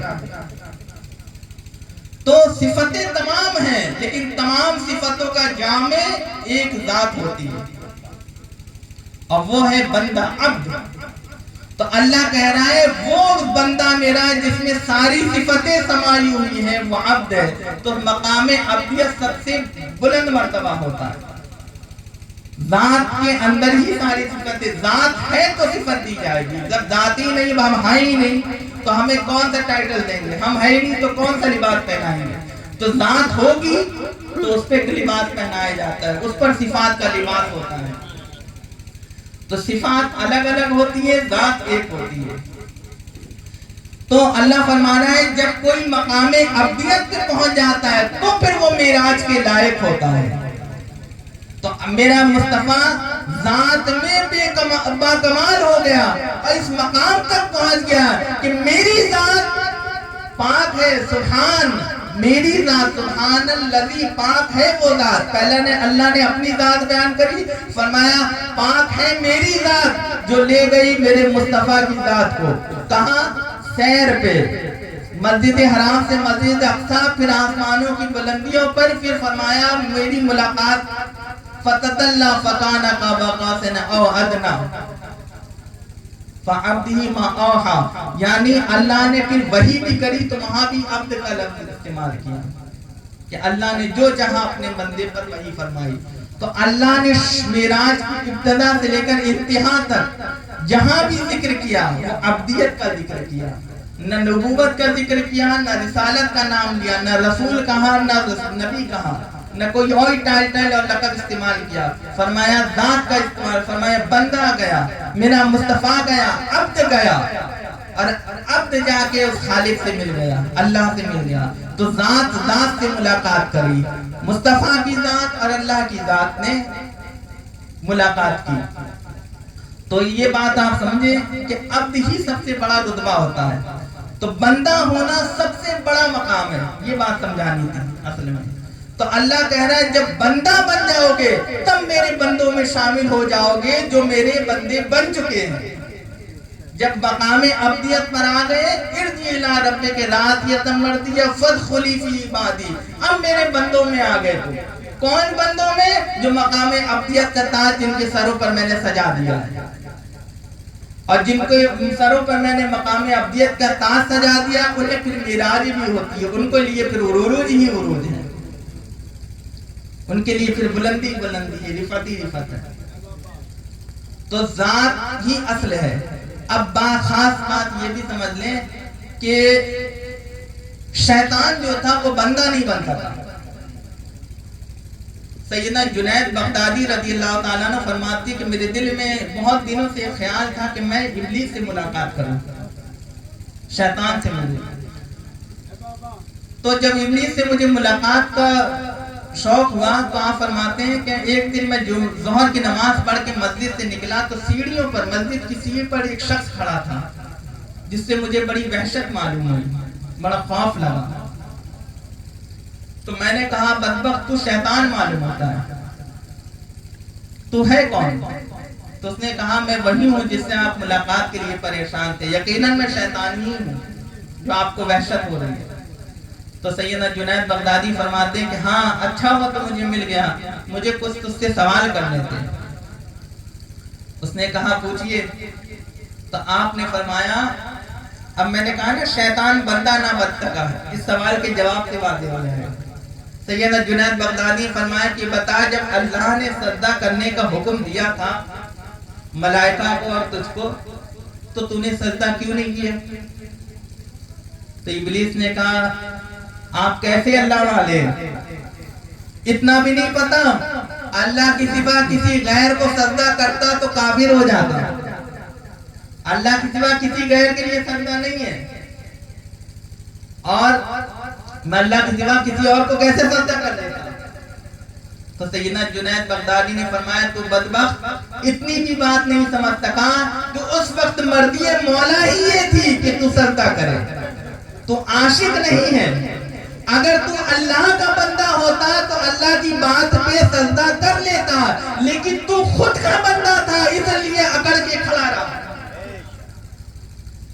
خود کا بندہ تھا، یعنی خود کو پسند کرنا آتا، تو نے اپنی مرضی کو، اپنی بات کو رب کی بات پر فوقیت دے دی، تو مردود ہے، تو بندہ نہیں بن سکا۔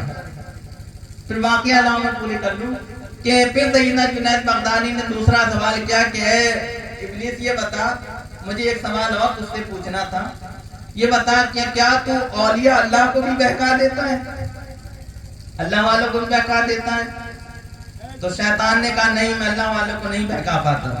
کہا کیسے؟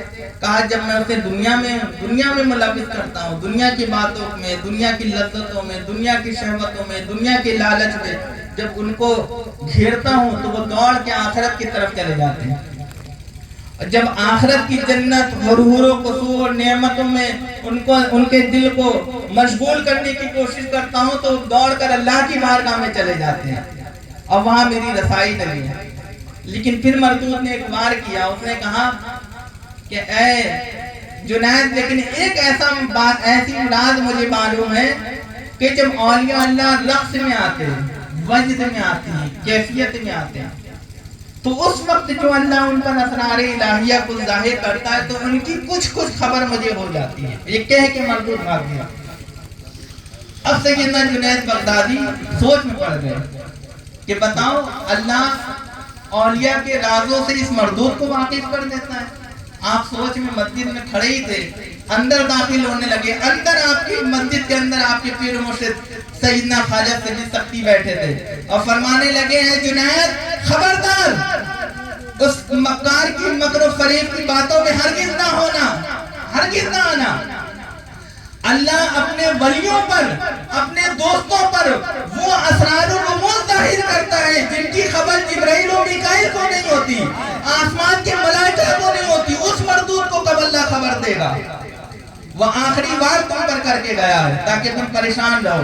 میں نے کہا نا، شیطان کا کام ہے الجھن پیدا کرنا، وہ ایک نہ ایک ایسی بات کرے گا جس سے بندہ پریشان ہو جائے، فریب اس کی فطرت میں شامل ہے۔ تو بس بات سمجھانا یہ ہے کہ بندہ بننے کی کوشش کرے اور ان بندوں میں شامل ہو جائیں جو مقام ابدیت پر پہنچ گئے۔ اب بندے بزرگوں نے فرمایا، بس تھوڑی دیر اور میں عرض کروں گا پھر صلاۃ و سلام ہو جائے گا۔ تو اور جو بندے بزرگان دین نے فرمایا کہ بندے بہت ہیں۔ کیسے بندے ہیں؟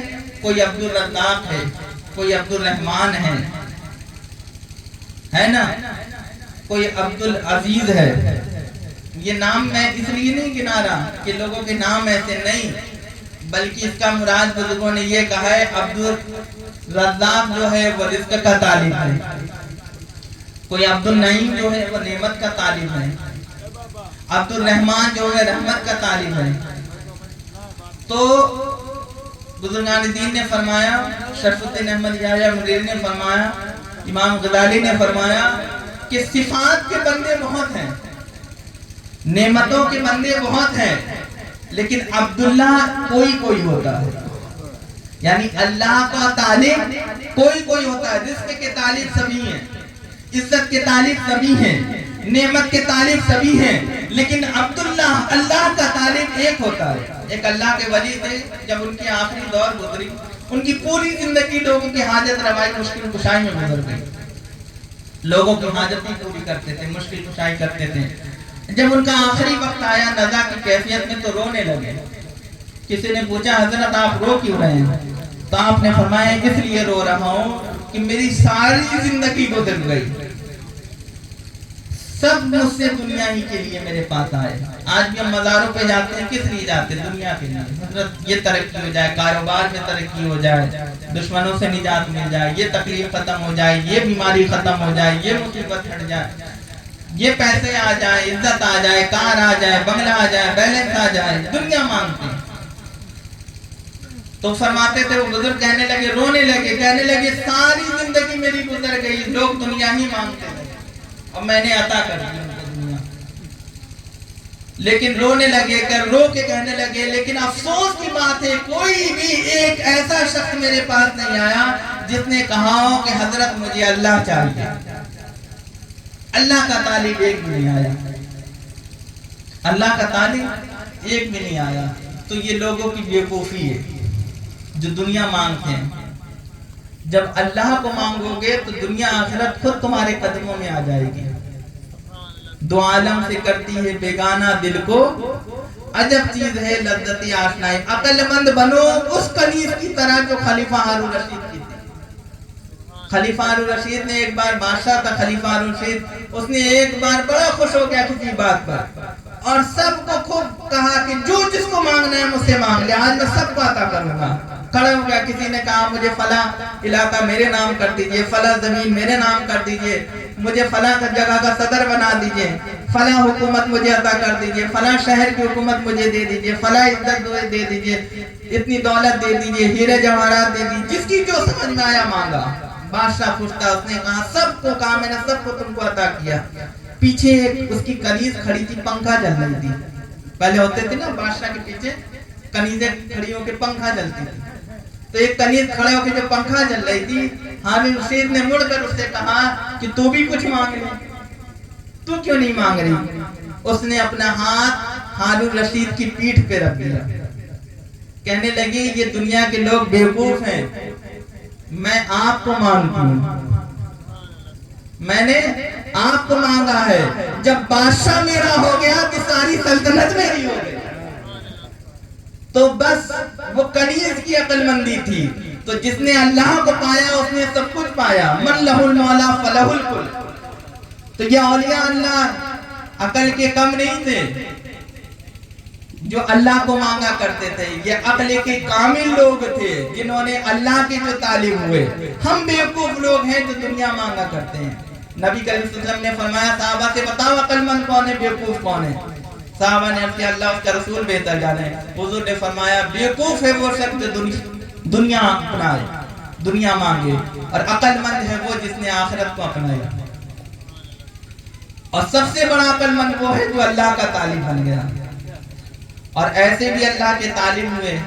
خواجہ منشاد رضی اللہ تعالیٰ عنہ نام کے بزرگ بڑے ولی اللہ ہیں. جب ان کی نزا کی کیفیت ہوئی، ان کا آخری وقت آیا، تو ایک دوسرے ولی ان کی عیادت کو آئے.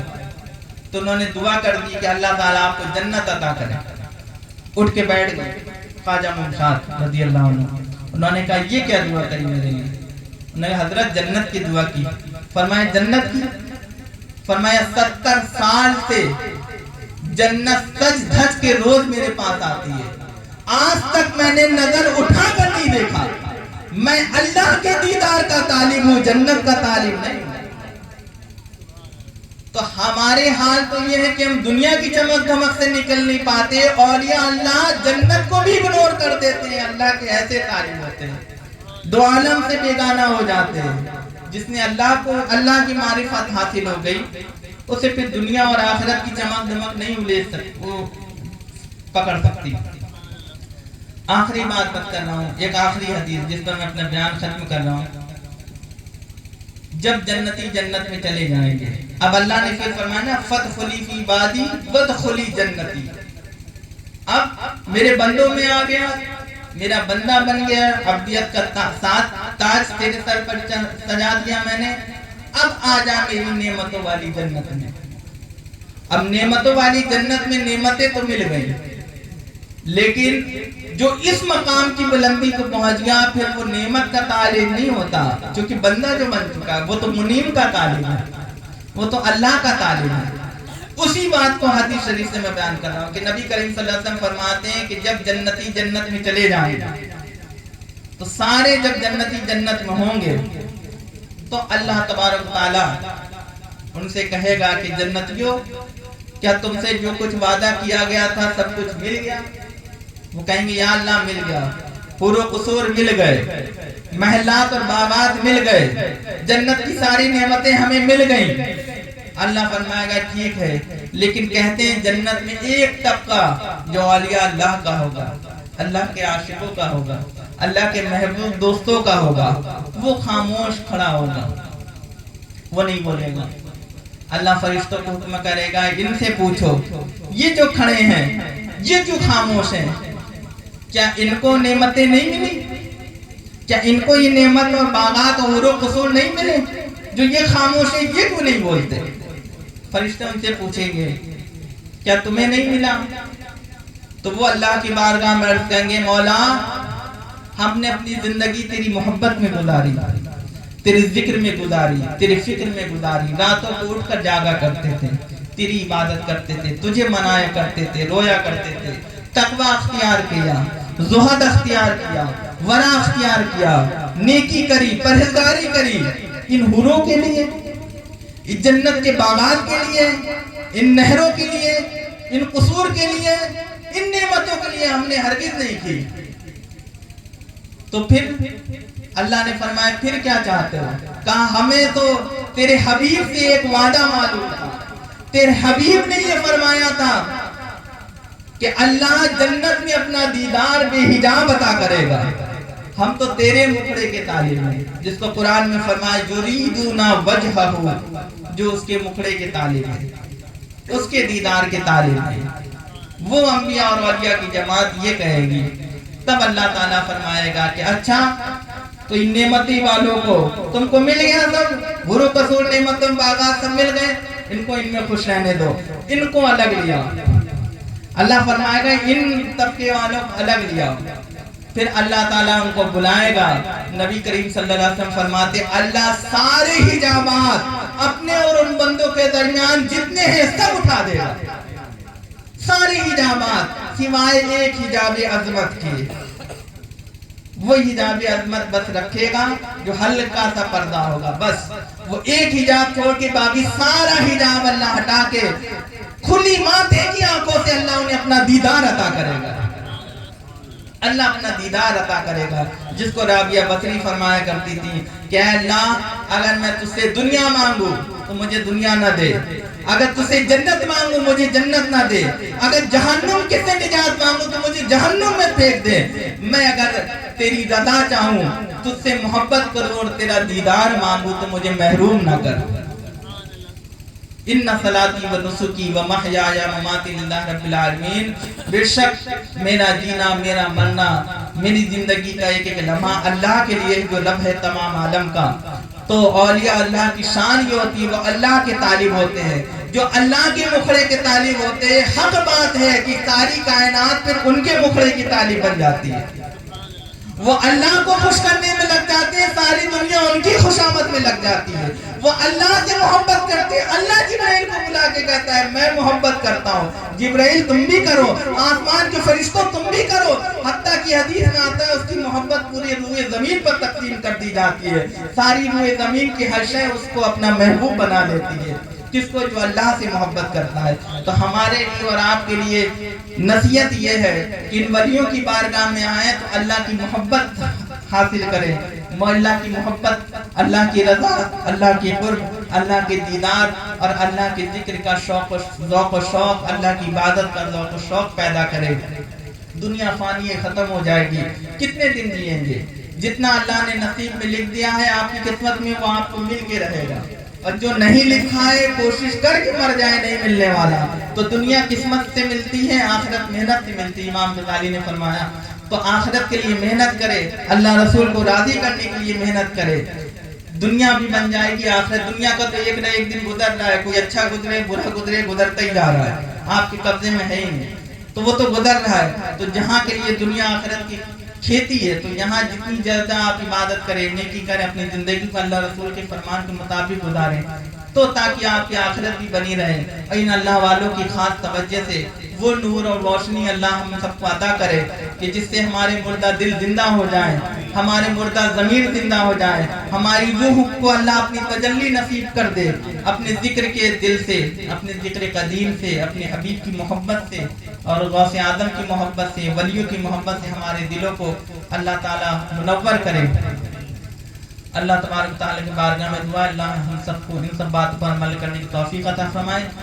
اللہ تبارک تعالیٰ نے سب سے پہلے اپنے حبیب کے نور کو پیدا فرمایا، اور وہ نور نبی کریم صلی اللہ علیہ وسلم کا اللہ کا ذکر کرتا رہا 70,000 سال تک، اور روایت میں 70 لاکھ سال تک، یعنی بے شمار، اللہ ہی جانے، کیونکہ اس وقت کوئی دن بھی نہیں تھا، کوئی وقت بھی نہیں پیدا ہوا تھا۔ سب سے پہلے اللہ نے اپنے حبیب کے نور کو پیدا کیا جو اللہ کے ذکر میں مشغول تھا، پھر اللہ نے آدم علیہ السلام کے وجود کو ظاہر کیا اور آپ کی پیشانی مقدس میں وہ نور محمدی جلوگر کیا۔ سیدنا آدم علیہ السلام سے وہ نور محمدی ہوتا ہوا دیگر پاک پشت و پاک نسلوں سے ہوتا ہوا نور محمدی صلی اللہ علیہ وسلم سیدنا آمنہ سلام اللہ تعالیٰ علیہ، سیدہ آمنہ سلام اللہ تعالیٰ کے بطن مقدس میں تشریف لایا، پھر وہاں سے 12 ربیع الاول کے دن صبح صادق کے وقت وہ نور آقا علیہ السلام ذات مصطفیٰ کی شکل میں اس جہان میں تشریف لایا۔ اس وقت جب وہ آقا علیہ السلام کی ولادت مقدسہ ہو رہی تھی، آسمان کے تمام ملائکہ اور تمام ارواح انبیاء اور اولیاء اور تمام مقدس روحیں اور تمام کائنات آقا علیہ السلام پر درود و سلام پڑھ رہی تھی۔ آئیے ہم سب بھی کھڑے ہو جائیں اور آقا علیہ السلام پر اے شہنشاہ مدینہ